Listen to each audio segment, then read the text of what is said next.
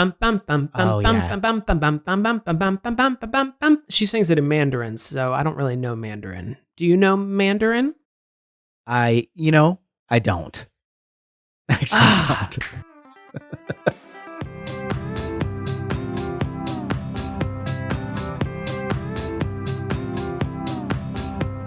Hey, welcome to Your Inner Child is an Idiot, the podcast where we look back on things from our childhood and see if they're any good. My name's DJ.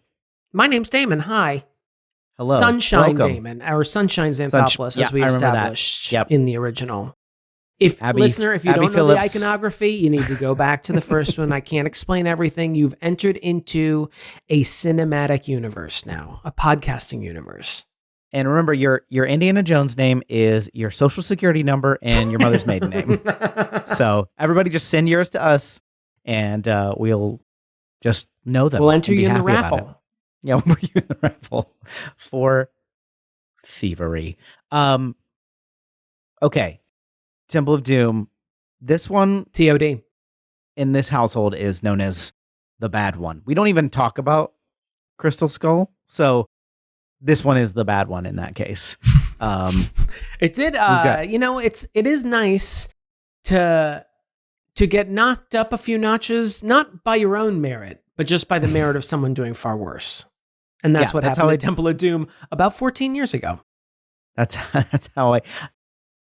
Just to reiterate, what you just said was factual, but the very fact that you said Kingdom of the Crystal Skull came out 14 years ago, it makes me want to punch you in the face. It's a hate crime. I don't think that's I'll be honest, in some circles, it is considered a hate crime. It's unfair that time passes, and we're on a slow, circular, draining path to empty nothingness of death. Yeah. Okay. Got Kate Capshaw. It's Harrison Ford. It's Kate Capshaw. Yeah. Mm-hmm. Kehui Kwan. I'm going to probably mispronounce that throughout the thing. As Short Round. Who recently came back. He does a really good job in Everything Everywhere All at Once. If you haven't seen it, highly recommend. He's great in that. And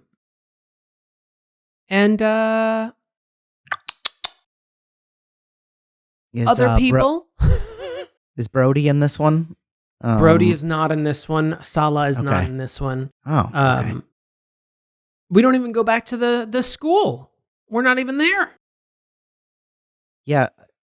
This is I remember being, I think they all have some imperialism problems. If not, it's out and out racist. This one is, this one's more out and out racist though, because I remember them being like, "Oh, these people here eat monkey brains." It's like very othering, and not that no one anywhere eats monkey brains. I'm sure they do, but like it's very like set up like, aren't these people fucking weird? Look at these fucking weirdos. Yeah, and then of course, the very character of Short Round is a stereotype, even though it's no fault of his. He was a child, and then Kate Capshaw really not doing a service to any white women anywhere with her portrayal, with her character. Again, she's not even necessarily her fault. First Karen's cast in a major broadcast like this. This is probably not only one of the. It's a very dark movie for what was like a lighthearted adventure movie, even though it involved Nazis and face melting. And then there's a lot of. There's British imperialism, where British are sort of portrayed in a good light. The British, in India is portrayed in a good light. There's sort of just complete mishandling of Hinduism in it. And just a lot of, this time really all the brown people you encounter are problems, are like bad guys for the most part. Aside from like the initial village they go to, like everyone else is like a villain, and like the most villainous villains, pulling people's hearts out, sacrificing them into lava pits, forcing children into slave labor. This one is it's rough. wackadoodle. Yeah. This one, I have a feeling this one already didn't hold up originally to me, and so actually, that's not true. As a child, I thought it was great. It wasn't only after rewatching it being like, I love all Indiana Jones movies. of the first original trilogy, and then I watch it and I'm like, oh, like Lauren had never watched it. Like she loved Indiana Jones. She would watch it with her dad. Her dad protected her from this one. He was like, we don't need to watch this one. So she's like, I love Indiana Jones. And then eventually I was like, do you know, you've never seen Temple of Doom? No, she's like, my dad said it was bad. I was like, he might have been right. And then I come back and I watch it. I'm like, oh, okay. But it's still been probably 15 plus years since I've seen it. So, I remember as a kid, I had like a picture book. Like it was just stills from the movie. It was just like a little square picture book. None of like all the grotesqueries were removed. I mean, you just see them at the banquet table and that stuff is in there where they're like eating bugs and stuff. And then mine carts and things like that. But like it wasn't... I do love a good mine cart chase. The problem, not the problem necessarily, but even the bad Indiana Jones movies all have really good action sequences that are a lot of fun. It's just really dependent on sort of the other stuff around them. Like even the fourth one has a lot of fun action sequences. It's just like, oh yeah, this one's got aliens in it. I forgot. Yeah, I did forget. But this one has a lot of fun bits in it. You have the minecart, you have the plane, the escape from the plane at the beginning, the escape from the Shanghai nightclub. There's a lot of like fun action sequences, of course, well executed by Steven Spielberg. It's just like the setting that they are in. You're like, I feel like I might know more about Hinduism than you guys. This is not, it does not reflect well on you, the way that you've made this, but it is, you come to it from a modern eye, but you're also like, I feel like maybe we should have known better about some of these things, about being like, oh, you're sort of like, obviously you can be like, well, I'm not saying that all people are blah, blah, blah, but it is like, yeah, but you're sort of implying that you're saying all people of a certain region behave in these very, very that they eat bugs, murderous ways in some cases. Yeah, they're there. They pull people's hearts out. Baby snakes, for example. I mean, I think part of it is just like, having George Lucas and Spielberg make movies about the Ark of the Covenant and the Holy Grail, two things that like their largely Western audience would be vaguely familiar with, and that they, as people from a Judeo-Christian tradition, have some deftness with.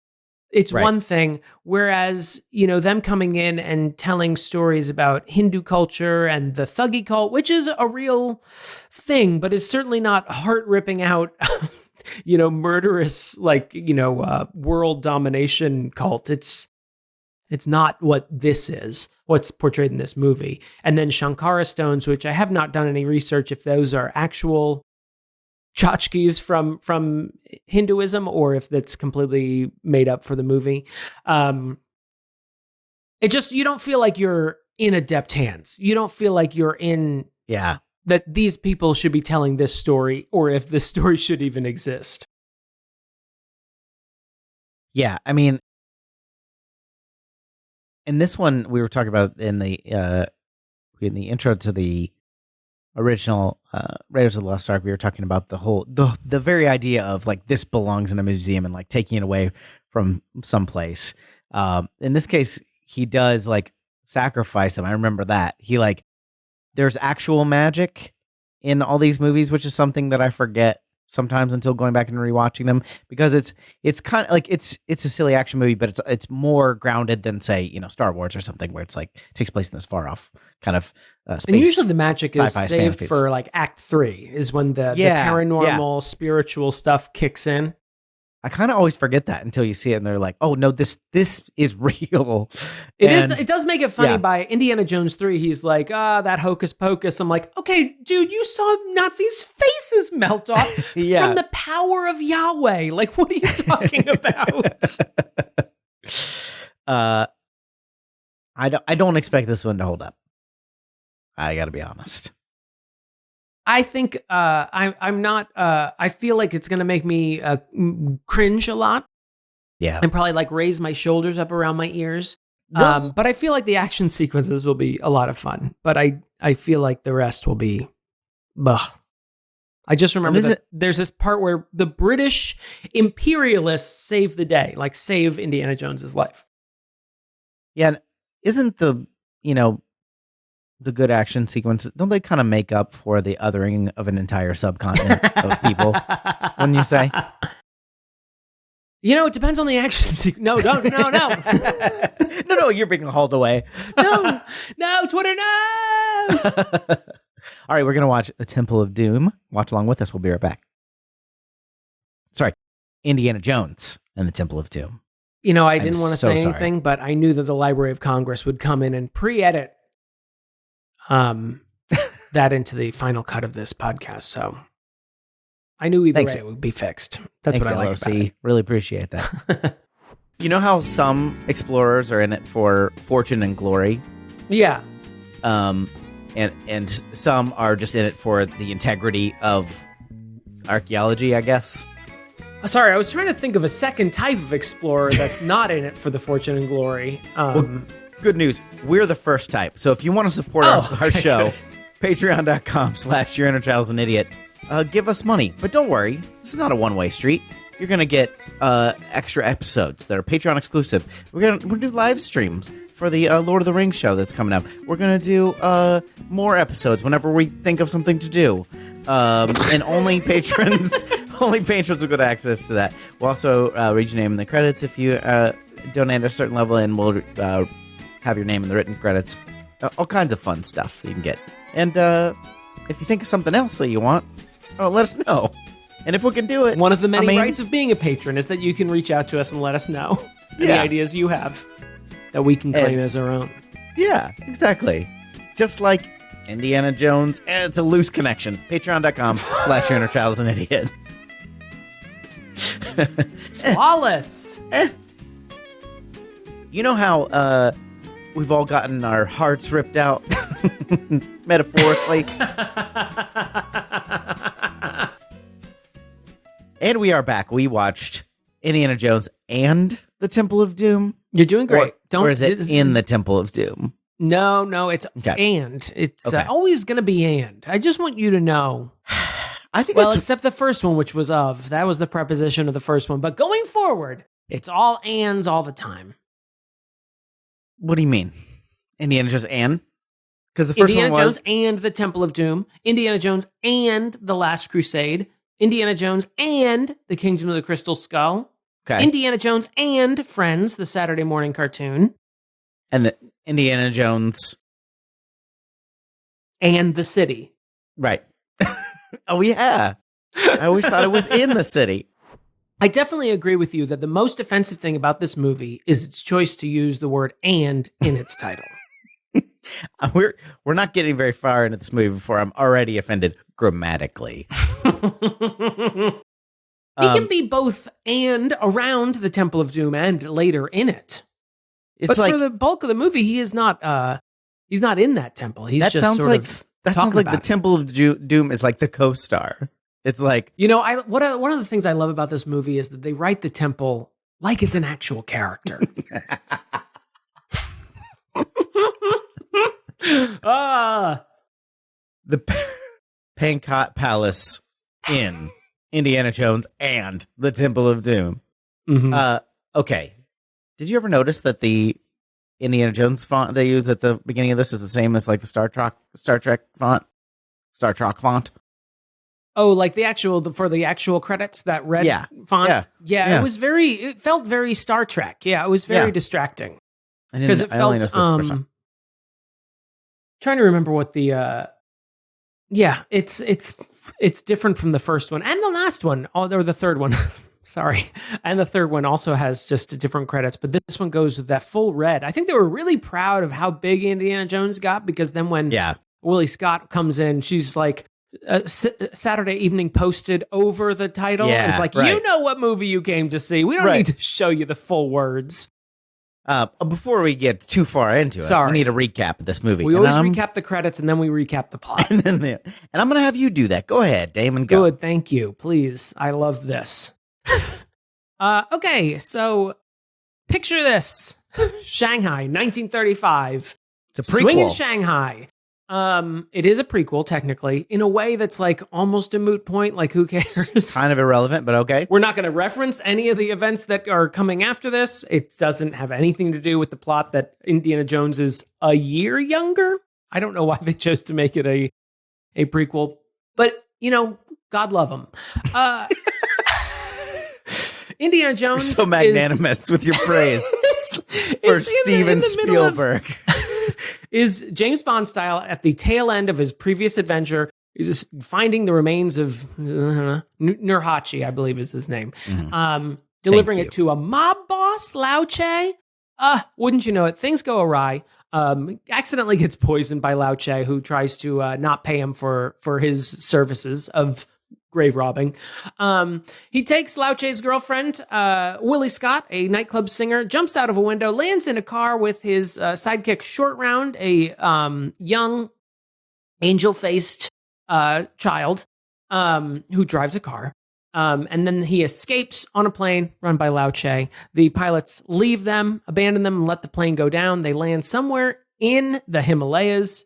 They slough down the mountain into India, where they find a village that's been ruined by drought, and all the children have been kidnapped. Lo and behold, they go to a place, Pankot Palace, that was accused of kidnapping all those children. They find out that the Thuggee cult is there, resurrected after 100 years of being destroyed by the British colonists. Well, once they did that acoustic album, people were not following them as much. I like the Thuggee cult's earlier work. I hated it when they went electric. So anyway, Indiana Jones finds the stone that was stolen from the village. I forgot to mention that earlier. Rescues all the kids, destroys the Thuggee cult, and brings them all back to what have you. And am I missing anything? Brings the stone back. The village is resurrected. Yeah. Mm-hmm. Score one for white people. They've done it again. Oh, and Willie Scott kisses him at the end. Love. And that's why she's there in the first movie. Do they actually get a kiss in, or was it because she runs away and then he whips her back? And then no, this is following Princess Bride rules, where they do finally kiss at the end, even though Short Round did not want to see it. Yeah. Oh, yeah. Great. Am I missing anything? I mean, aside from all the things we'll talk about. I mean, that's the bones of it.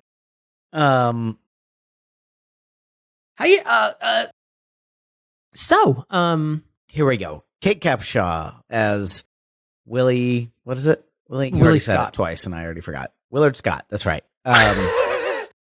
So we're going to talk about Kate Capshaw at length. I want to talk about like that character and her portrayal of that character at length, but I think we should save it a little bit because that's a juicy tidbit. Yep. It's a juicy tidbit. There's a lot of juicy tidbits in this, not counting the juicy tidbits in monkeys' brains that are served at the dinner. The literal juicy tidbits. So wait, should we start with the good things? Because I feel like let's just get them out of the way. Let's just get them. Short Round is adorable. Now, puckish little imp, very mostly charming. I thought. Yeah. And I think there's a long-standing history of my impatience with precocious children. And Short Round, I don't know if I'm inured to him for years of having watched Temple of Doom, but I like him in this. And not to just immediately undercut my point, but I do. I'm frustrated with his inconsistency, specifically in the sense that when they're riding elephants, he's riding a tiny elephant. And it's adorable. And he says, "Do you want to come back to America with me? You're my best friend." And then later, not too much longer later, he's beseeching a brainwashed Indiana Jones. And he says, "Indy, you're my best friend." Now, which is it, Short Round? Is it the fucking elephant or is it Indiana Jones? Because you can't use the word best that loosely. I need You're to absolutely know. right. And I think that the only thing that Ke Kwan should do is come on the show and debate us, Ben Shapiro style. Otherwise, he's a coward and needs to be destroyed. What are you afraid of? What are you afraid of? I do wish, now that you've said that, I wish Spielberg had the audacity to cut back to the elephant that's just waiting outside. It's just... with a quizzical look on its face. Like in like shitty sitcoms when the dog will like tilt its head to the side and go, mm-hmm. I wish they had done that with the elephant. Yeah, that would have been good. No, but both times he says it, the first time it's very cute because he's like, "You're my best friend," and then later it's actually in a in a scene is not really heart wrenching. It's kind of like, oh, because it is kind of like he's trying to save his friend. They're buddies. They're buddies. Which like friends, explains, like equals. Yeah, which explains why we see him never again. The funny thing is, I am always distracted when he calls the elephant his best friend because I'm like, okay, movie, that's a bridge too far to have this child call the elephant his best friend. Because it's also like, it feels like it's filler line, like they recorded it later and just popped it in. Well, you don't get a close of him. It's like during a shot of them riding their elephants in the horizon and you hear him say, "You're my best friend." And I'm like, all right, that's enough, movie. Listen. We all agree he's cute. You don't have to overdo it. I don't know. It's one of the more realistic elements of this because I don't know for sure. I don't have evidence of this, but I believe that if I were recording you, I would have audio evidence of you saying to your cat or anyone's cat or an animal that you liked. Or a young Asian elephant, honestly. Hello. Nice to meet you. You're my best friend. I feel like... First I don't think that's something you'd say to a... I don't think that's something you'd say to a human ever, but... I would definitely call the elephant my buddy. Okay. I would definitely refer to its belly skins. Yes. Sometimes even, if I'm in the mood, might rub its belly and refer to its intestines, which I like to do. I believe you pronounce it. I would never call an animal my best friend. Intestines. I might make that sound. But I would never call an animal my best friend. I'm actually always, as a person who loves animals, I'm always weirded out when I encounter someone who's like, my dog is my best friend. I'm like, what do you talk about? What are you fucking talking about? Your dog's not your best friend.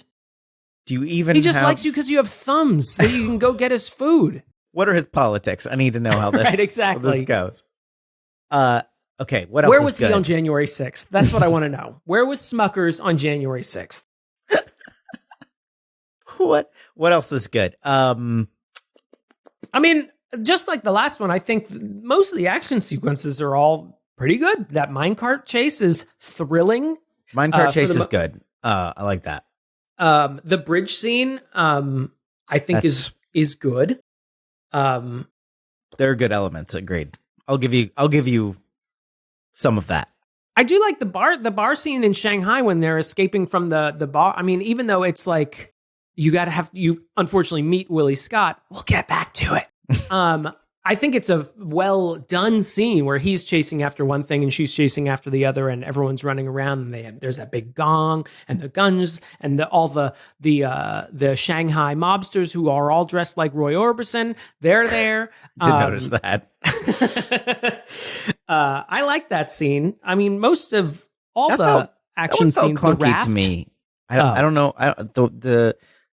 The bar scene just felt really clunky all around. Like it felt like, are you warming up to directing? Like what's going on? Because I do think it gets the other action scenes are generally better, but that one just felt more like, I remember complaining when we watched Raiders of the Lost Ark about the bar scene where the bar catches fire. This was even more awkward, I think, where it was just, there was a lot of like action move. It was like, you can cut closer to when they do a thing. You thought it was like poorly edited. That's what it felt. It felt like chunky, like in a way that Spielberg stuff usually doesn't, because he is this guy. He can direct a movie. Keep an eye on this guy. All right, well, we'll have to agree to disagree on that. Well, and the kicking the antidote around, like that's a Three Stooges bit. Like it is very zany. This is very zany. Madcap. I do like that when she's about to grab the diamond and then someone drops the ice bucket and she's like, because women like diamonds. This one does. You know how, you probably have gotten Lauren a diamond, just a loose diamond. Well, she needed a best friend. Dollar signs like hit her eyes, Scrooge McDuck style. Yeah. Classic woman stuff. Notice a lot of white people work in Shanghai nightclubs. Like Willie Scott, okay, but like the entire band was white. All her background dancers were white. Yeah. What else do I like? I like when he says, "Hold on to your potatoes." I think as a kid, like maybe because when this came out, it like was at the exact. I was probably short round. No, I would have been younger. It was much 2 when we came out. It was 1984, but he was. I mean, I think when I saw it, like the idea of a child driving a car around with little blocks tied to his feet. Yeah. Was like a fantasy sequence for me. Like was like this could be me.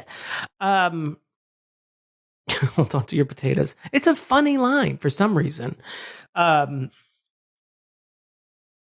also like that raft, like the whole plane sequence as ridiculous. It's absolutely ridiculous that they would survive and that raft would be functional by the time they landed in the river. Not only at the base of the mountain. Yeah.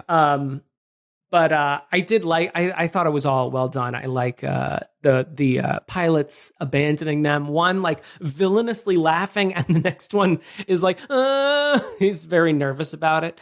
I also liked, this made me laugh both times that I watched this movie. When he screams back, because I think this is also the first time we hear the mobster's actual name. He's like, "Nice try, Lao Shay," and he closes the door and it says Lao Shay Freight. Yeah. It's just funny. That's a good bit.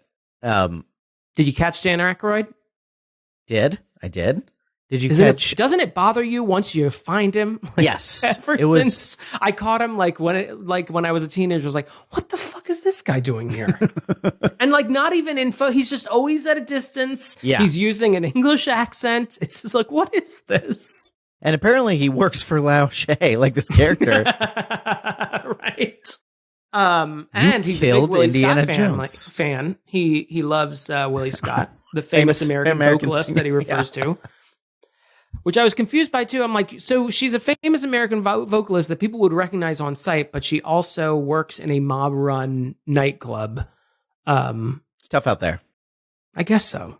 I got another good one. So another positive is I forgot the villain's name. That would be Mola Ram. Mola Ram is Indiana Jones has like woken up from his trance and Mola Ram escapes through the most random trapdoor that has ever existed. It's just like right under the statue and it's just like in the floor and he just sort of like somersault rolls out and laughs maniacally. While laughing maniacally. Actually really enjoyed that. It's very weird. And it's also, I feel like it's edited weird because you see him smiling and he's sort of crouching. And then the next shot is him laughing and you just see like some sort of figure roll away from Indiana Jones. I'm like, I guess my brain, the editing tricks makes me think that must be Mola Ram, but it's so weird. It just feels like there's like just an establishing shot missing saying that he's under the statue of Kali. He's right crouched here. It's just so weird. I do like also the lava dip. I can't help. There's just a lot of problems with it. But the creepiness of heart ripping out and dipping them into the readily available lava pit beneath them. Just in general, I don't know if like an active volcano underneath your palace is good for resale. No, yeah, structural it's integrity. Nice. I appreciate that there's a trapdoor there, but I just worry about the contractor who had to build that for the Thuggy cult. You know what I mean? Like that's dangerous. They just kept killing all the architects because they couldn't know the secret, and then for some reason, no one wanted to work anymore. There's definitely some OSHA violations going on. Definitely. That's the end of my good things. Yep. Harrison Ford is always charming. He's charming. Nailed it well. Gets to go full. What's that? James Bond. That's him going full James Bond. Yeah. I'm checking my cufflinks. I mean, I don't know if this is apocryphal, but supposedly the story is that, Steven Spielberg wanted to direct a James Bond film, and George Lucas, brought him the idea of Raiders of the Lost Ark. And so there is like a lot of James Bond in him. And I mean, I think that first scene like really makes it even overwhelmingly apparent, like in the, white tuxedo jacket. I mean, it's over the top James Bond stuff. Yeah. Oh yeah. He's a handsome guy. Cuts a handsome figure. Yes, he does. Especially when he's brainwashed. Yeah. I like to keeping it tight on the brainwashed blood of Kali, hypnosis, what have you. I feel like he should have he should have been like had a different name, when he's the bat. He's like Cindiana Bones. Cindiana. Ooh, Bones, spooky. Yeah. You know how skeletons are scary? Yeah. That's how you get them. Especially the ones in this that are clearly not from humans. Like when they go in the secret passageway and find their way to the temple, there's like, as usual, they're confronted by these two like skeletons that like pop out, or at least they seem like they pop out. Those are goblins. Those are not. Those do not look like people at all. They look like two golems that have been chained up, ready to pop out at any moment. They look very weird. I don't know if they're supposed to be mummified or something, because they still got facial features, which skeletons usually don't. Famously.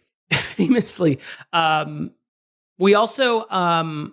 We talked about in Raiders, every Indiana Jones movie has to have a weird creature scene and a weird, a gruesome death scene. And we get the bugs in this. And I guess I will count the heart ripping out as our gruesome death, even though it doesn't happen to our villain. I feel like our villain's death is kind of not But good. We do have the strong man who gets rolled. That was kind of, I feel like, the gruesome villain death.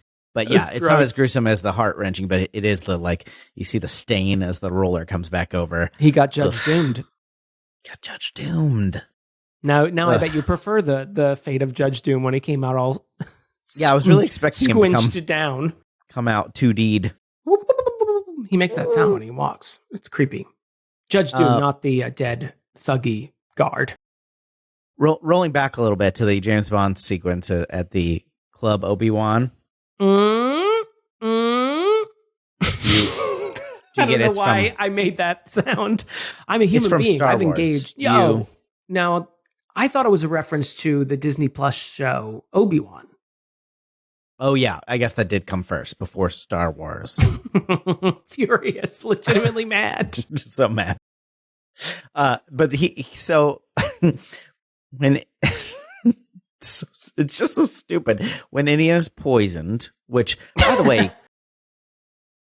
so in the first film, I was kind of charmed by the sort of mistakes that Indiana made. Mm-hmm. And if this taking place a year earlier, I guess he would be worse technically. He's still learning. This is Batman Begins, man. Just many strategical errors, and the. So he's got a server on staff is like in his pocket. There's like one of his buddies, and so when he gets poisoned and Lao She is like, "Hey, you've been poisoned," the server comes up and is like holding a gun. It's like, "Yeah, what now, bitch?" And then he gets shot Indiana eventually. Jones dialogue. he gets shot and he ends up like dying in Indy's arms. And as he says it, it's like, "I followed you on many adventures." It's like, okay, I'll take your word for it. What are we doing right now? It's zany. I mean, not purposefully zany. This is an accidental zany. Yeah. They're trying to get us to like feel bad for this character who we literally met 2 minutes ago. And we've heard his first lines, I think, are, "I followed you on many adventures, but to the great hereafter, I go first, Indy." And I'm like, all right. I mean, I just met this guy. It's a classic tell, don't show situation. Like, what are you doing?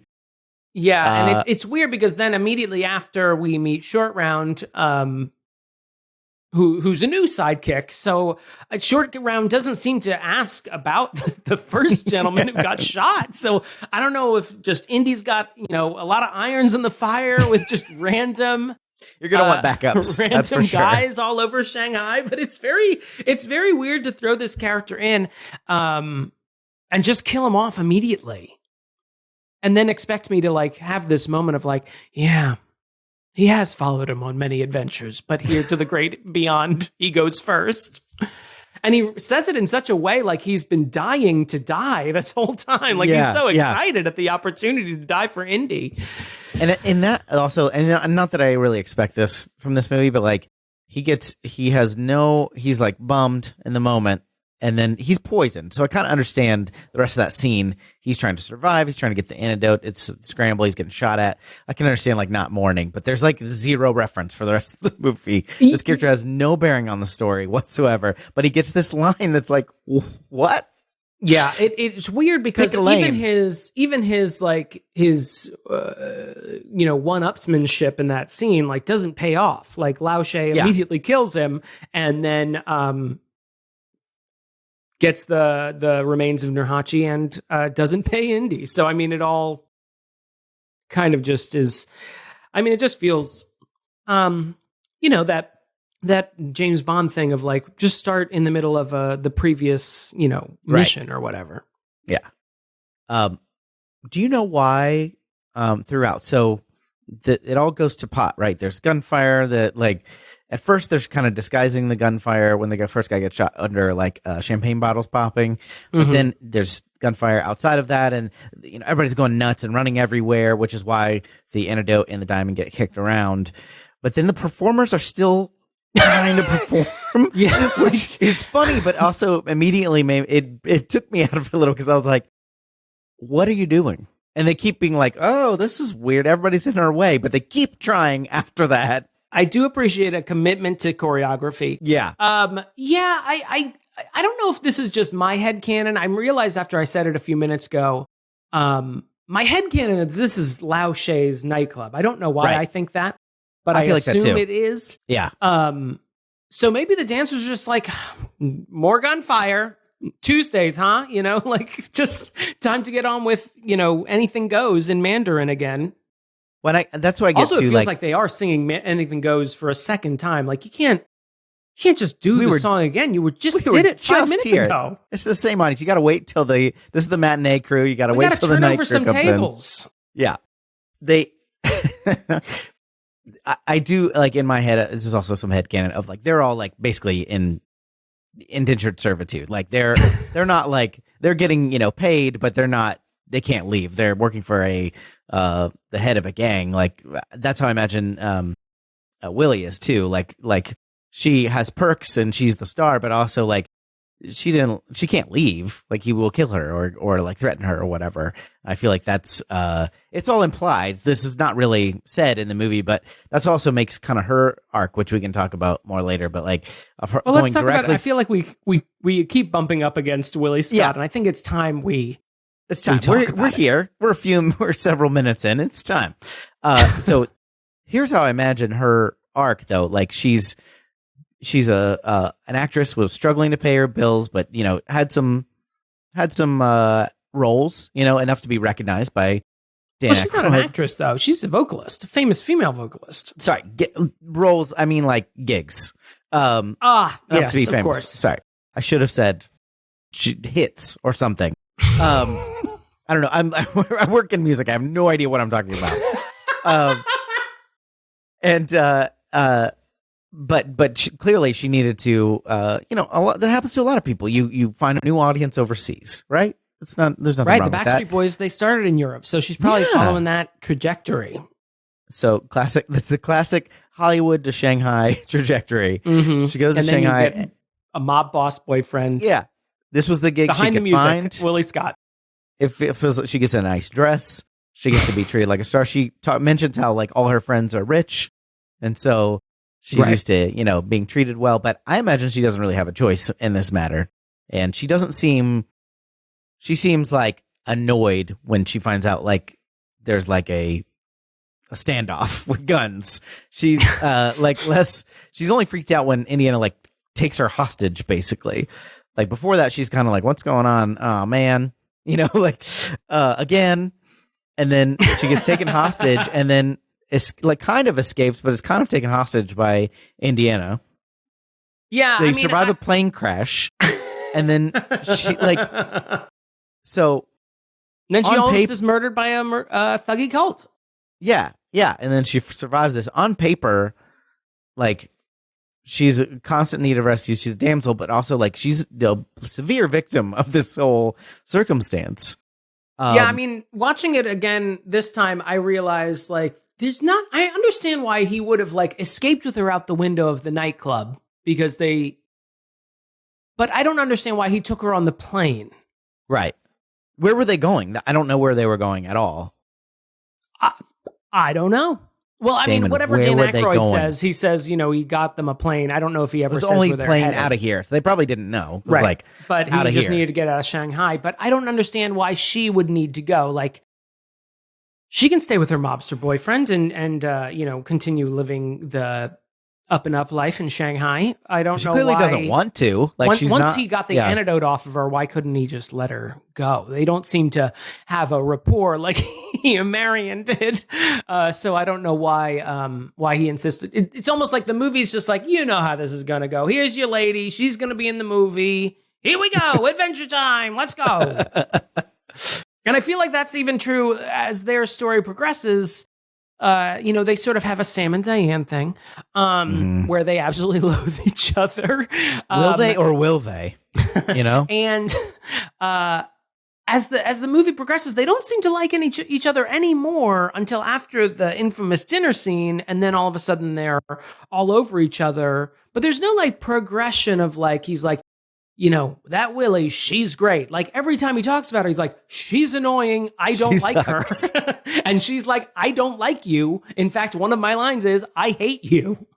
Well, he's not annoyed. Like he's actively mean to her. Like the whole time, yes. Like she's okay. Now, the flip side of that is I kind of like, it's kind of an audience cipher thing because she's very annoying. Like her character is very annoying. And, the tone of the way that she screams and says lines is very annoying, but also like on paper, it's all like this woman's been like kidnapped from an already probably terrible situation. She's already been traumatized. Now you're like, you stabbed her with a fork gently, like, and of course we know we're like, Indy's our hero. He's like fake hostage. He'll never do anything to her, but also like he did take her.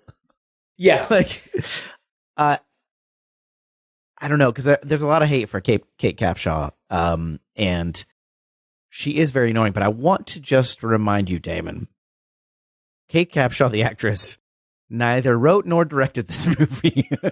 No, you're absolutely right. And I know there is a lot of hate for her character. I don't feel like that's necessarily her fault. I feel like she is written to be an annoying character and probably written to be like a counterpoint to Marion in the first movie. But yeah. They're like, she's kind of cool. What if we find a character What if we find sucks? a horrible person who's just screaming all the time and complaining about the events of the very movie? Very shallow. Like, that doesn't help. Like, I would understand if she was like put out because she's like, I didn't ask to go on this fucking adventure. But she's very shallow. The minute we meet her, she is deliberately stupid. She says, yes. I thought archaeologists were always looking for their mommies. And then she literally is like a goddamn Scrooge McDuck or something. Because every time diamonds are mentioned, even though she literally just watched a man have his heart ripped out by hand like, and diamonds? Fed into a volcano, the minute diamonds are mentioned in our MacGuffin of the day, she goes, diamonds? Like, what are you talking about? She tries to put perfume on her elephant. She's constantly being harassed by, she wants to marry the Maharaja that they meet like 2 minutes in, even though everything she's been told about Pankot Palace is bad. Until she's like, finds out he's it's wealthy? I guess I will marry this. To her, in her defense, unlike Indy, she will not marry a child. Indiana Jones. Sick burn. But yeah, everything this movie is doing, like they could have made a counterpoint to Marion that is not so insufferable. Yeah, right. Yeah, I like the sort of damsel in distress thing. It's kind of, it's, annoying, but also par for the course, right? Like you kind of expect some of that, although some independence would be nice. She does punch one person once. She does punch that one guy on the thing. Even though I did think I was watching it, it was the mines car, right? When she finally punches someone. Yeah. I was like, before she did that, I was like, Willie, you can jump in at any moment. Anything. You're literally letting a 10-year-old child fight. She's like guard. Pushes him off Feel to free. Fight. You're an adult. I mean, I know you're not like a fighter, but like you're an adult. This is a child. Yeah, I mean, I don't want to blame it. It's not entirely Kate Capshaw because a lot of this is in the script. Like this is what she has been handed. Yeah. I will say, and again, with the caveat that Kate Capshaw has gotten a lot of hate over the past 35 years. That being said, it does feel like she is in a different movie than literally everyone else. Yes. She sometimes her comic chops pay off, and sometimes they're just ill chosen readings. The one that's sticking out to me is he's like, I'm gonna go down and get those Shankara stones, the MacGuffin of the movie. Yeah. And she's like, you're going to go down there, and she grabs him by the lapels and then does the like very cartoonish, like she twists her wrist so that then the lapels are like under her arms. I don't know why I'm going into this, description, but she like sort of grabs him by the lapels and she's like, are you crazy? She says it in such a ridiculous way. I'm trying to think there's of course, like the dinner scene, which is offensive. We'll get into that. But I mean, she's constantly rolling her eyes. She's constantly fainting. It's very silly at times, very cartoonish sometimes. I wonder like how much, like if you could put, so this is from IMDb. So as always, this could be completely false, but there are many people that were considered for this role, including apparently Sharon Stone. Now this would have been very early for Sharon Stone. This would be pre-Total Recall, right? Total Recall is 1990. Yeah. So again, this may be not true at all, but for the purposes of what I'm about to say, it doesn't matter. But let's picture Sharon Stone in this role. Maybe not the best actress ever, but a pretty good actress comparatively.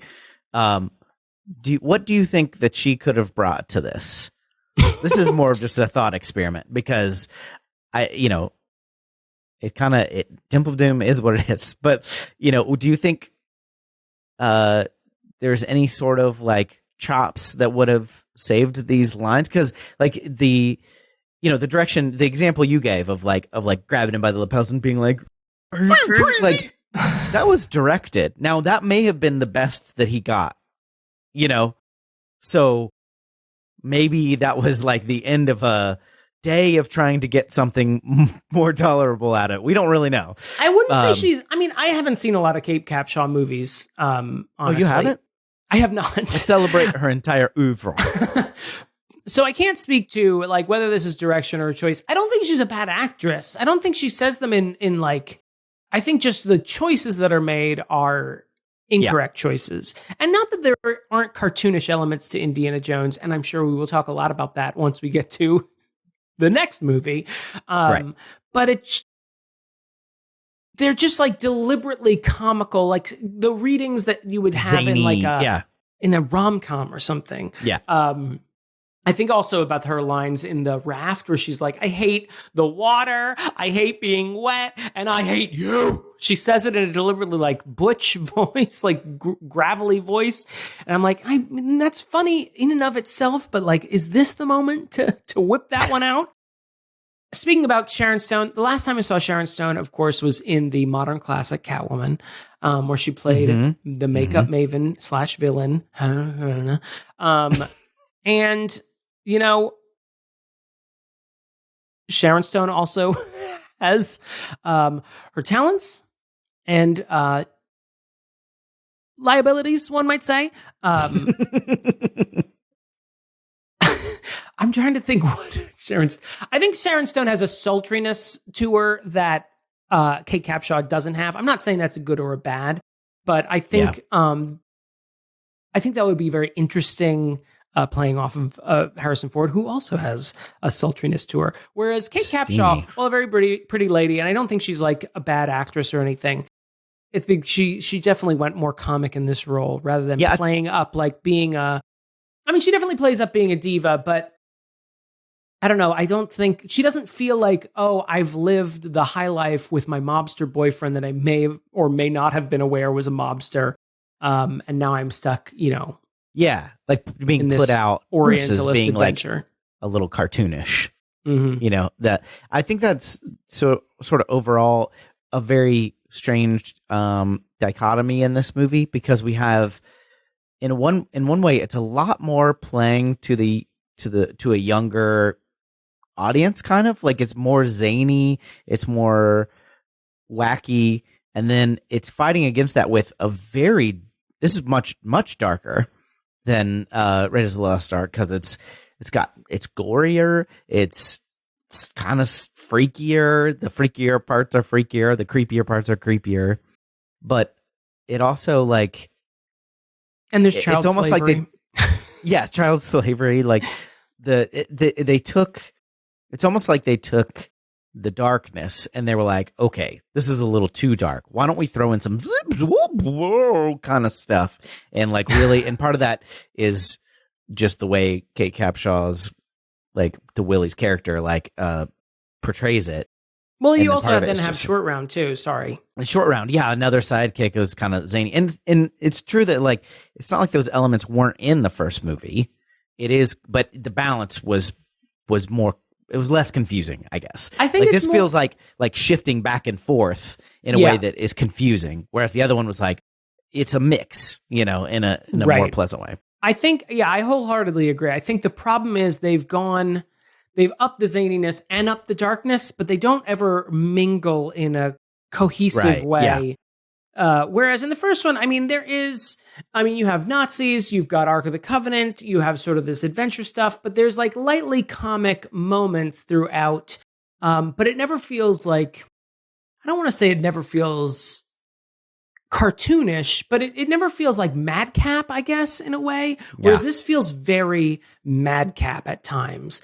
And then when that's combined with this, not that Nazis aren't dark, of course they are, but they are sort of playing like boogeymen almost, like just standard comic book like villains. Whereas this, like in the first one, we're very well aware historically of what the Nazis are capable of. But in this, we see this movie's version of the Thuggee cult, and they are like literally have child slaves, and we see the child slaves, and part of the plot is freeing those child slaves. We also see like people having their hearts ripped out. We see, a destitute Indian village. One of our heroes, Short Round, gets enslaved and is like working the mines. Indiana Jones gets, brainwashed. Mm-hmm. It's very Cindiana Bones, you mean? Cindiana Bones, his alter ego. It's like Grey Hulk versus the Green Hulk. Mm-hmm. It's very, it's never coherent, I guess. It's never cohesive, maybe is a better word. Yeah. I think that's a good way of looking at it. It's like they never gel. They just up the zany, up the dark, and it doesn't meld. And I think, George Lucas has described this as like, he wanted this to be like Empire Strikes Back, which is probably with the darkness, which makes sense for Empire Strikes Back, because Empire Strikes Back, Star Wars, the original trilogy, is a cohesive story, and it follows a 3-act structure. And in Act 2, at least the end of Act 2, you want everyone to be in a horrible place, and you want your audience to be like, how are they ever going to get out of this? Right. Indiana Jones is episodic. If it references other movies at all, it's very light, passing references to events in other movies. They're all completely self-contained stories. So it's weird, like, to feel compelled, like, this one has to be dark. No, it doesn't. It can be light. We don't have to have all the, the racism and the heartrending. We can just keep it light, keep it up, peppy. I think it's probably I mean, there's a lot of mistakes at the root of this movie, but that's probably like the first idea that came up that was wrong, was like, we need to go dark on this second one. And it's like, no, you do not. And I think Spielberg has said like that is his mistake with this, is that he went along with the darkness, and it makes it, he that's not his shtick, man. And I think he said in interviews, like, the best thing that came out of this is I met my wife. Yeah. Well, they both also talked about how they had been having troubles, like marital troubles. And then like I think led they were to some both darkness. going through divorces. Yeah. And you're like, you were going through a dark time with your marriage. And so you thought you'd put some child slavery in the, like, I feel like that's a sort of retroactively putting your tone on something. Right. Like, go buy a convertible. Don't drag us into this. Yeah. Hey, okay. Do you want to talk about the racism? Are we doing that? Yeah, I was going to say, do you want to have a long, in-depth conversation about race?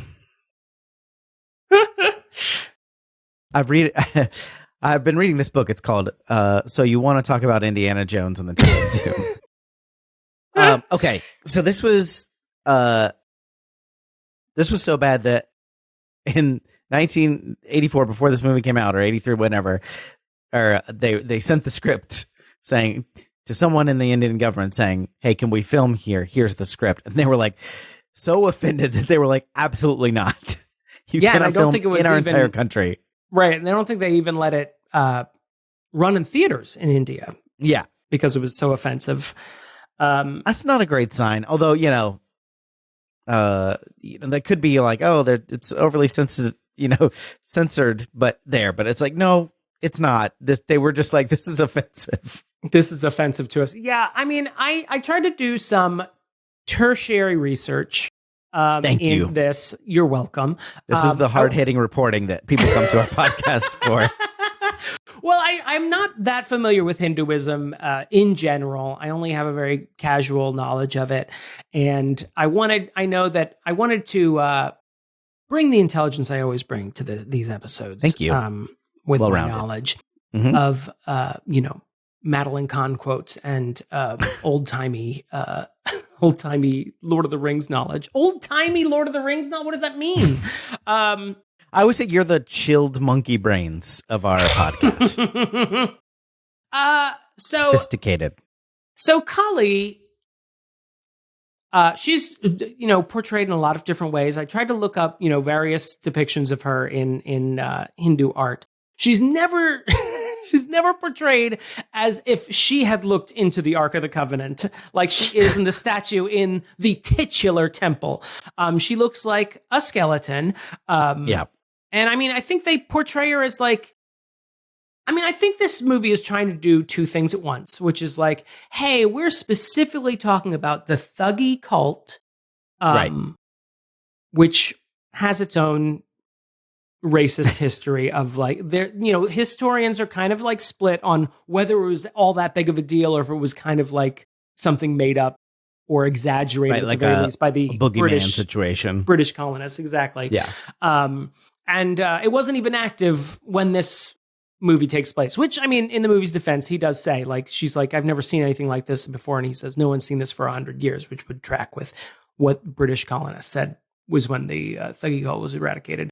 But thuggy cults, I don't feel like I need to say this, did not rip people's hearts out and, feed them into volcanoes.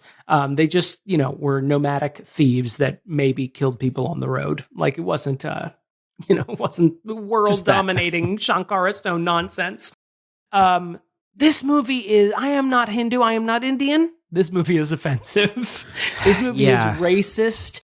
And kind of like what we talked about with the last movie, it's definitely referencing things from the 30s. I think specifically this movie is playing on the movie Gunga Din, which is a 1930s movie where Cary Grant and Douglas Fairbanks fight the thuggy cult in British colonized India.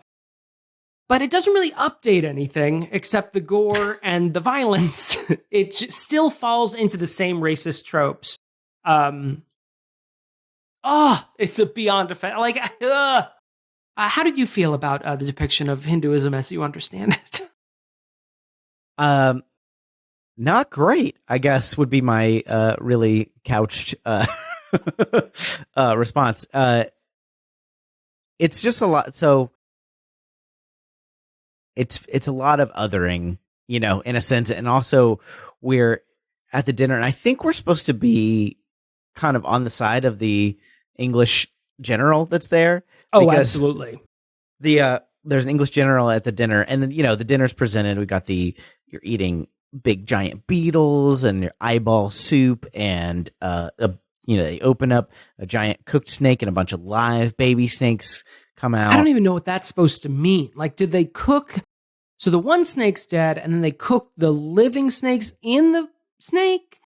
Are they marinated in big snake juices? And that's what's... I don't know. And then of course you have the chilled monkey brains, which is the dessert. Don't forget eyeball soup. Oh yeah, I thought I said eyeball. But, I'm sorry. Thank you. I remember the eyeball soup.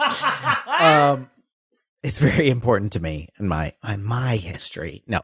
So, and then they're sitting there, and all this is going on, and I can't remember who the host guy is. Are you mean the Maharaja or the Prime Minister to the Maharaja? No, the Prime Minister. Chatterlal is the name of the character. Yeah. So they're speaking with him, and Indiana. He introduces Indiana to some English general guy, Colonel or Captain Bloomberg. Captain Bloom, and at some point he makes some snide. The Prime Minister makes some snide comment about yes, they like to follow up on us like we're toddlers, and then, but it's I'm kind of yeah, I bet that's annoying, but immediately I'm like, oh wait, I'm not supposed to be on his side. they're giving him that line, right? But it's actually supposed to be these people can't govern themselves. It's up to us. Which is it's still going on in a lot of countries, and the United States is very guilty of it, of course. It's just, that's colonialism. That's the whole thing is we'll come and we'll take over and we'll show you we'll civilize you and put you in 3-piece suits and fix you all up. And I don't feel like that specific interaction is incredibly, it is overall important in the world, but I don't think that's important to this movie, but it does sort of, I think, explain the tone of the whole thing of just they combined elements. The Thuggy cult is a combination of the name of the Thuggy cult and a bunch of things that they may or may not have done from already racist tropes from history, but also they threw in some Aztec things, which also there was some human sacrifice elements, but was there? It's not really clear, right. And then it's just there's voodoo other in there stuff thrown in there. Yeah, voodoo. Yeah, it's just voodoo. all it's just the religions that give Christians the willies or whatever. Yeah, it reminds me of, we've talked about this before. Whenever there's a weird combination of homophobia, transphobia, and making fun of pedophilia altogether. It's that queer shit, and we're what are you talking about? What are we actually talking about? It's just different. They're not even learning to identify what they're being racist towards, and right. So it's I understand what you mean. It is beyond offensive. One piece that I read, I think it was in the Times of India, because I was curious what Indians, how they responded to this movie. Not well. He was bothered not just because it was offensive, but it was also lazy. They didn't even try to learn anything about it. These foods they eat, there's nothing remotely. Indians are very largely vegetarian, and they're definitely not eating snakes or monkeys' brains, which are there are eyeball delicious. soup. There's goat eyeball soup, but none of these things are about India. And especially when you think of the mid 80s, Indian food has started to reach into American cuisine more now. But when you think of the early 80s, where only probably in big cities would you stumble across Indian restaurants, the idea of just painting it with this just offensive and lazy brush to aren't brown people weird and they eat weird things? And it's the funny thing is, story-wise, it's not even then trying to paint them as villains. Like if it was doing that, like I could not, give it a pass, but like be like, well, at least it's serving some sort of story purpose because it's telling us that they're, the villainous cult or whatever. But it's just basically sitting there and going, aren't brown people weird? Other cultures eat weird things. Isn't that funny? We're trying to create like a gross out moment, but at the expense, and it's played of for laughs. Yeah, right. It's not played for any story. It's just a gross out moment at the expense of an entire culture. Yeah. Well, I think I don't think this is makes a defense, but I think they would have said at the time. I think, and even in retrospect, they're kind of like, yeah, sorry, but like at the time, they probably would have said, no, it's not about that. It's just we thought it would be creepy and weird, but you have to look at the whole context and go, yes, but you're putting a white person in this situation, white people in this situation, and have them go like, and all the people of color be like, what? You're setting it up that way. Because it's not like all those people weren't in the, I'm arguing against a straw man, Steven Spielberg right now.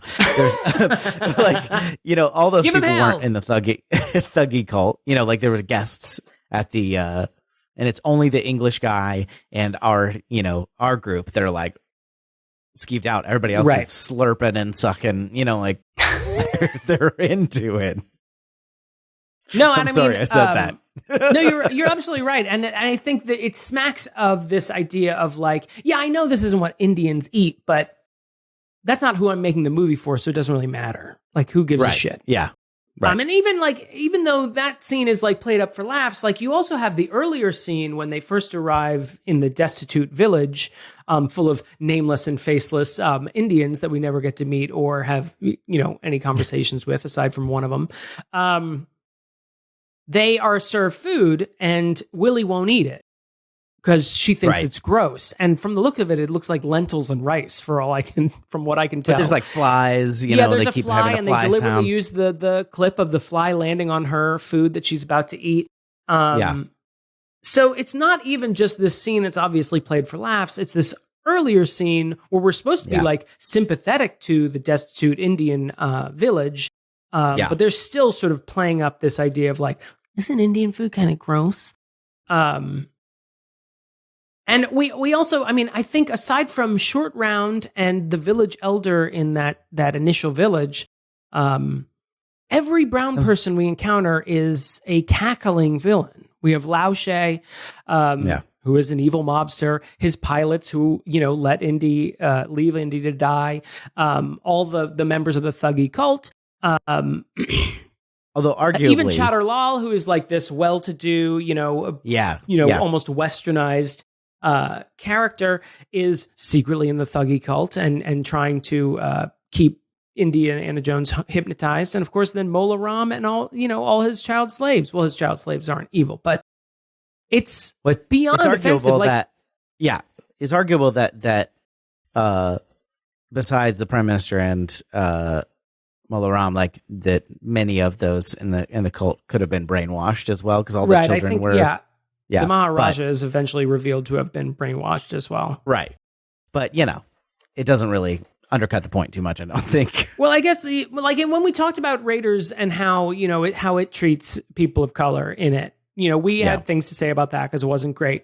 But you did have Salah, who was at least an Egyptian, or his character at least, was an Egyptian voice. And here we have Short Round, but he is also from another country as well. So he is still a voyeur to this experience. He is not familiar with Indian culture. He's a presumably Chinese kid, even though Ki Kwan is Vietnamese, but I'm presuming that Short Round is supposed to be Chinese. I think he said, I found him on the streets. You found him Shanghai, on the streets. Right? Okay. Yeah.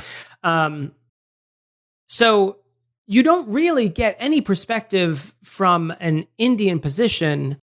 You meet the village elder at the beginning, but he stays in the village. He does not come with them on their adventure. And that plays into white savior tropes as well, because they're like, thank God, Shiva sent you so that you can go solve our problems for us, white guy. Thank God for you, Indiana.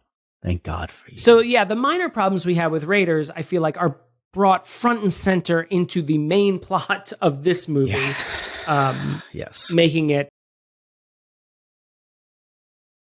just not something I can defend.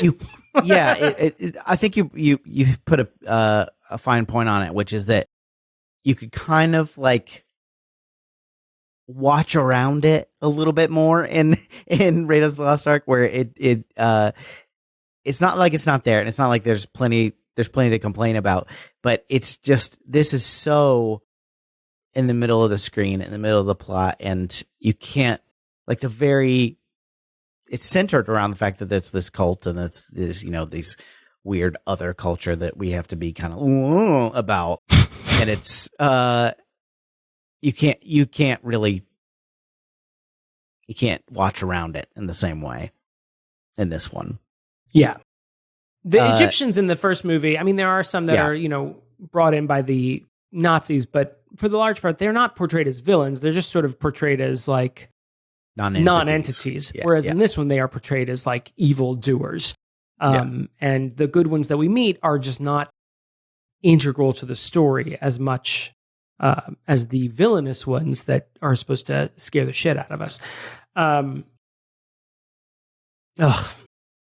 Okay. Also, by the way, I just want to, on a lighter note, can we go into this? I'm trying to figure out this ritual of Kali that they do. They bring out a guy, they put him in a cage, rip out his heart. He remains alive. They dip him into the volcano. Seals up. His hole seals up. Everyone chants. Everyone's having a great time, except for the guy in the lava. And then everyone leaves. Some henchmen bring out the Shankara stones, including the Shiva Linga that the village from the beginning lost. They pull them together. They glow because of the magic diamonds inside. Then they put them in a skull, and then they leave. Why did you bring out the Shankara stones just to leave them out in an empty giant temple? I mean, I know plot-wise why you did it. But what is this ritual?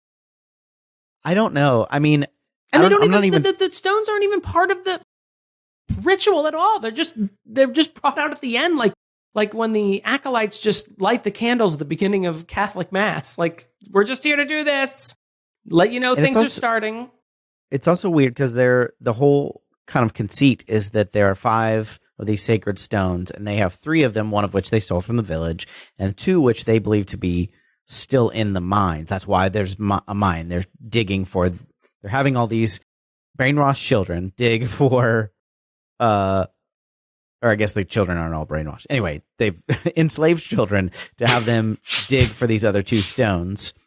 And the idea is they are gaining more power because they have the 3 stones. And if they get all 5 stones, they'll be even more powerful and spread evil throughout the land. But we also see no, more evidence than what we've heard from the village elders about this. Like, they're just, not that it's good that they're doing the human sacrifice thing, but it's like the stones staunchly anti-human sacrifice. TJ Phillips. Yes, I'm against it. Yeah. But they've just got these little sugar baby rocks. They look like sugar babies. I've thought that since I was a child. And they're just there. It's very weird. They didn't even kind of think through it in the story.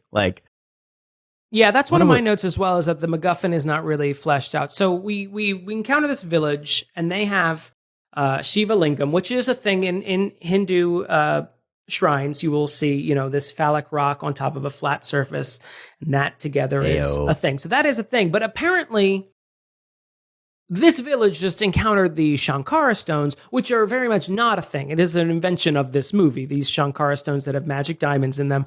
The movie does not explain what the Shankara stones can do. They're just sort of like, and so we know that they glow when they're all together. If you have any number of them together, they'll start glowing. If you pull them apart, they turn it back into sugar babies. Put them back together again as Indiana Jones. He pulled it away, pulled it back together just to show you that this is how the diamonds work. But then later, when they're on the bridge, Indiana Jones says that Molaram betrayed Shiva. Where did that come from? And then the stones ignite and Molaram tries to catch one and it burns his hand. And I'm like, you guys, you need to explain the powers of these Shankara stones if you're going to be doing this left, right, and center. You can't just be like, you all know about the stones, right? You can't just give them rando powers, especially if you're going to make them up out of whole cloth. You're going to have to do some legwork here and explain. And also on top Indiana of that, says, the idea that Kali would be in, against Shiva, like they are against each other, is also nonsense. That's bullshit. When at the end, Indiana says, yes, I understand its power now. It's like, I don't. Hey, let us in, Indiana. Can you explain their powers to us? And it also, this is more of a character thing, but he said it would just be in a museum collecting dust. So we can give it back. And I guess something happens within the next year when he becomes obsessed with putting things in museums. In this movie's defense, despite all its racism, it is the one time where he actually gives the relic back to the people that lost it in the first place. Yeah, you got to hand it to him on that one. And by it, I mean the rock, and to them, I mean the villagers. Of course. Can I read just my favorite? This is sort of not in relation to what we were just talking about, but I just want to read my favorite line by Willie. Please. Magic rocks. My grandpa was a magician. He spent his entire life with a rabbit in his pocket and pigeon up his sleeves. He made a lot of children happy and died a very poor man. Magic rocks. Fortune and glory. Sweet dreams, Dr. Jones. What? Yeah, well, she raises some great points. One of which, again, she reiterates that she is obsessed with money. So if you die poor, it means you had no purpose in your life. She obviously doesn't understand, archaeology or, digging things up. Although in her defense, there aren't a lot of famous archaeologists, aside from that guy who died from the curse of Tutankhamun. Sam Neill? No. Well, he's... Dr. Is he Grant? an archaeologist? Paleontologist. Paleontologist, definitely. Okay, still just with Indiana Jones then. Yeah. And the guy. King and Tut. the guy. Yeah. Howard, I think his name was. But then King Tut killed him. So I feel like King Tut did a lot of the legwork there to make that guy famous. Infamous. I'm trying to see if there's anything else I want to talk about. Just so, Short Round was found on the streets. His family was killed. And Indiana just says that super casually in front of him. He doesn't seem to be bothered by it. He does not seem to be bothered. I guess he's moved past it. Yeah, I thought that was a little, that was a weird moment. Just to give him a little direction to be like, look down or feel uncomfortable or something. And also, where the fuck does he go? We never see him again. I mean, I know what happened to Ki Kwan. He was like, fuck this place. Hollywood being the place. Yeah. But we never see, makes me concerned that Short Round is dead in my head. That somewhere along the line, especially because it's like this, the next time we see Indiana, it's only like a year later. I could see as Short Round grows up, he's probably like cool on his own. He's going to go figure it out, but just a year later, it's just 11 now. Yeah. He's not going to college or anything. Well, do you think maybe Indiana Jones has franchises for his sidekicks? Like, you'll be our Asian office. You'll just hang out. If I'm in Asia, you come help me on my adventures. You and guy who died in nightclub. And when I'm in Egypt, Salah's there to help me. Because then we see Salah pops up again in, Last Crusade. And then in the fourth one, it's Greg. Shia. Greg comes. Well, no, I wasn't thinking of Shia. I was thinking of the other guy who's like a triple agent at one point in that story. We'll get to it for patrons. We'll get to it. I told Indiana when we met, you're never going to grow unless you learn how to delegate. And I think he may have taken that to heart. You gave him 7 habits of highly successful people and told him you've got to get some vice presidents, maybe regional directors, perhaps one for each continent. Maybe some support people in case people call in with, archaeological questions Customer service. or issues. Yep. Yeah, exactly. Yep. And you really Yep. look, you're expensive. The thing, the only way you can combat your competition is customer service. You really just got to go all in with great customer service. That's going to be the difference for your clients. Now, which Brody's are mostly Shanghai mobsters, unfortunately. Brody's not always going to be there to buy your artifacts. No questions asked. That's all. I feel like that's all I've got. I mean, I have a lot more notes, but they're just like, oh, this is just a small thing. But please, really, the kids in they're like the first enslaved kid that we meet, like when they're held captive, who escaped and wanders back to the village. No. Sorry. When our heroes have been captured. Oh, right. And they're just talking like, it's like, please let me die. Fun, lighthearted adventure. His voice is so weird. I was like, are these like theater kids?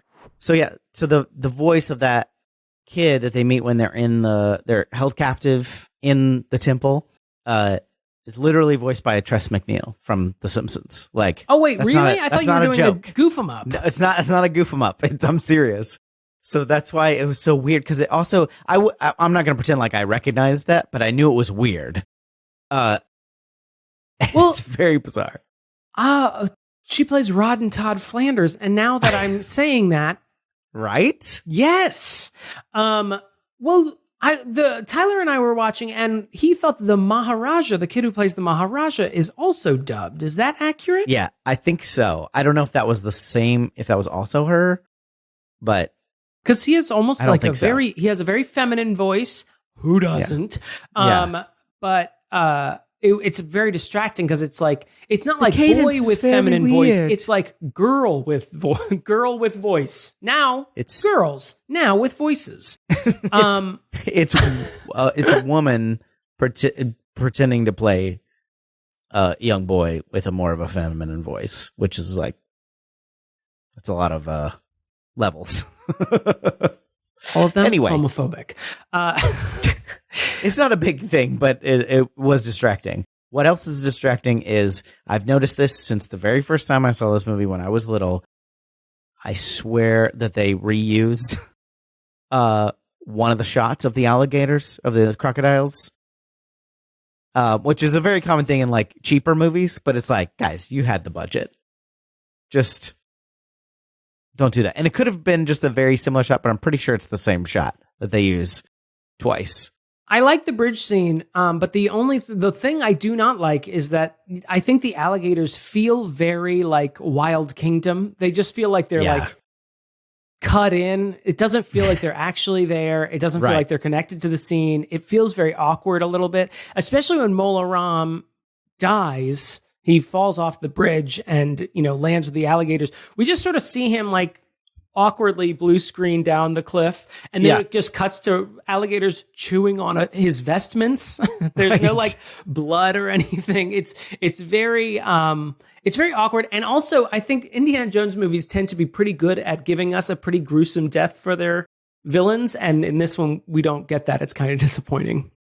Especially because he's the most horrific of, yes. I guess I can't say that because Nazis are real and terrible, of course. Right. But like within the bounds of the movie story, he is the most terrible villain.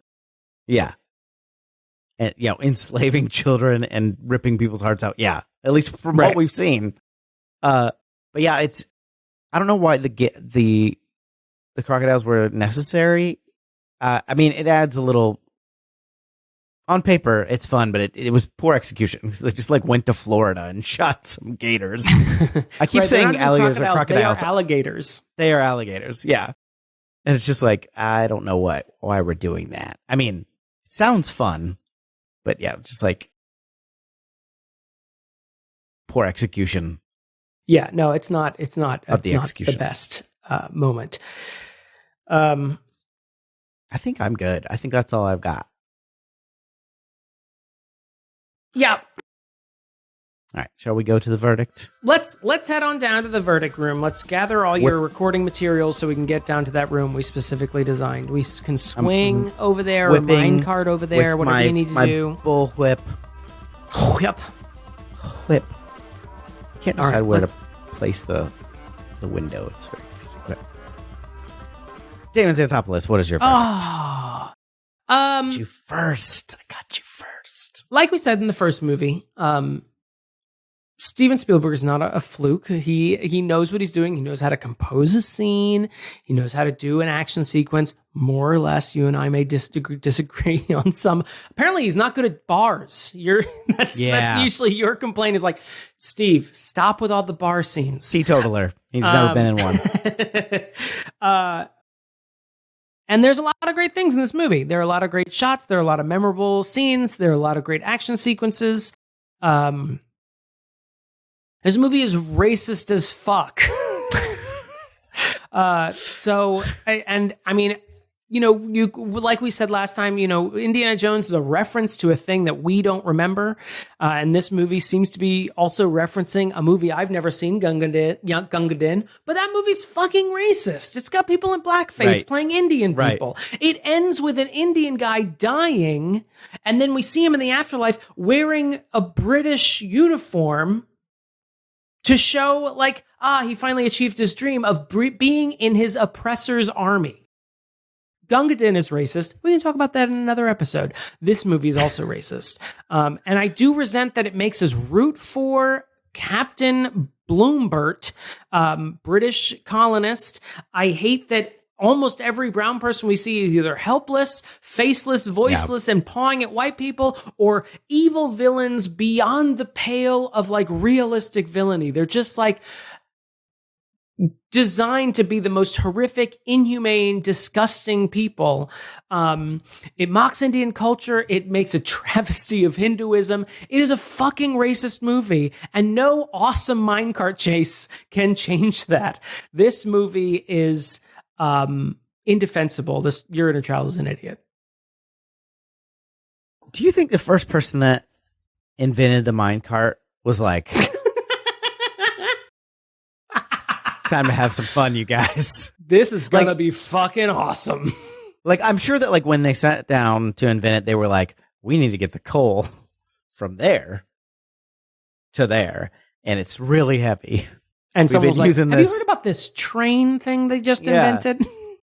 But I mean, maybe the second person who looked at the drawings would have been like, I can't wait. This is going to make an awesome video game level one day.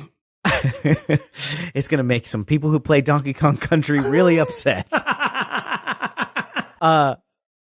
Okay, so there are some fun elements. I actually was less offended by Short Round than I was expecting, just as a character. Obviously not the actor, but he just, he has it would be offensive if I did the voice, but don't do the voice. That was Ke Huy Quang's thing. He does that same voice as Data. Goonies. It's his voice. He speaks. It's his voice. He's playing it up. He's not a native speaker, so he has an accent when he talks. Right. And so I liked Short Round a lot. Indiana Jones as a character is, fun to be around, fun to spend an adventure with. Not as fun in this one. I just don't feel like he gets as many smug moments. He gets a couple, but it was not as masterfully done. I'm trying to list all the good things before I say you're doing great.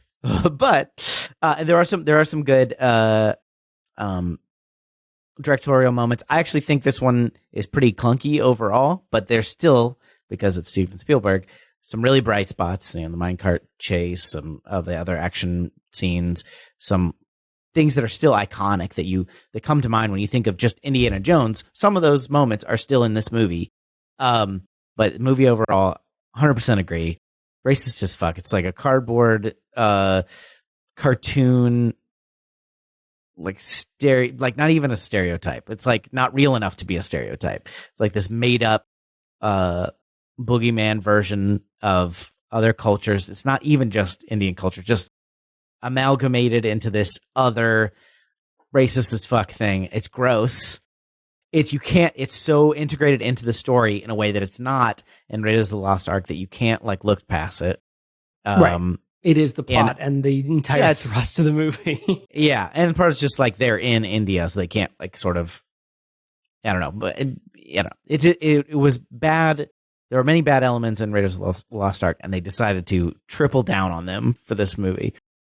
Kate Capshaw playing Willie. I would say this. I'm not even going to say Kate Capshaw. Willie is awful. Is an awful character. You don't want to spend any screen time with her. When like she and Indiana like start to get together, you're like, why? You clearly hate her. Uh-huh. You know, like you're being very mean to her. Then it makes me hate Indiana because he's like negging this woman, like, but also she sucks. I'm now imagining him in the, those weird, what was it? What were they called? Ladies man, not ladies man. Whatever. Oh my God, why can't I remember this now? The pickup artist. Ugh, the pickup artist. That fucking goggles on his hat or something. Yeah. Get out of here, gross Indiana Jones. That is what his hat and his whip are. He's peacocking. This movie, You're in China as an Idiot. This is also just a bad movie. It's bad. There are good elements, but it did not come together for me. I'm probably going to make some people mad who like have fond nostalgia who just happen to not watch this movie in the last 40 years. But I would advise those people to, get their best Indian friend and invite them over to watch Temple of Doom and see how far you make it in before you're like, you know what? I think there's something wrong with this DVD and I don't think we can just, I didn't pay my HBO Max subscription. So I think we're actually going to be charged double for this. So I probably should just turn it off. We're just going to watch Slumdog Millionaire. What's that? Okay. So, there's a very good reason why Lauren's dad protected her from this movie, even though she loved Indiana Jones, because he was like, "This is bad. We're just going to skip that one," and she's like, "Okay." And I would recommend you do that, everyone, if watching the original trilogy. Although we'll revisit the third one next and see if we're missing anything. But what do you think, everybody? Why don't you email us? YourInnerChildIsAnIdiot@gmail.com. You can leave us a voicemail or text us 615-576-0525. You can become a patron of the show at patreon.com/YourInnerChildIsAnIdiot. And I'm going to look up the patrons. Need to move them around. Who wants to be first, do you think? Let's go. That's probably David Mort, David Mort, yeah. Let's do it. He's always like, me first, Yeah. Classic Mort.